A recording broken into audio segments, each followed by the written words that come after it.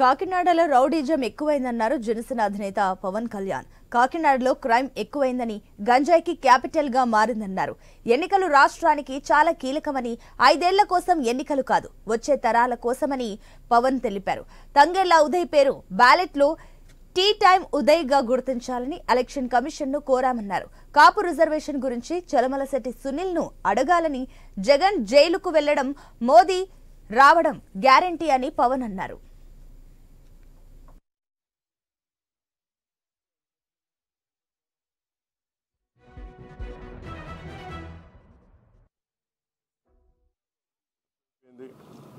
Ganja capital అయిపోయింది. ఎటు చూసిన 14-15 ఏళ్ల పిల్లలు కూడా గంజాయిని విచ్చలవిడిగా దొరుకుతూ ఉంది. తల్లిదండ్రులు పడ్డ బాధ చెప్పుకోలేంది. Law and order క్షీణించిపోయింది. మా కూటమి ఇది వైఎస్ జగన్ చెప్పి తను ఒకటిచ్చే హామీ. 5 సంవత్సరాలు అద్భుతమైన మ్యాండేట్ ఇచ్చారు ప్రజలు.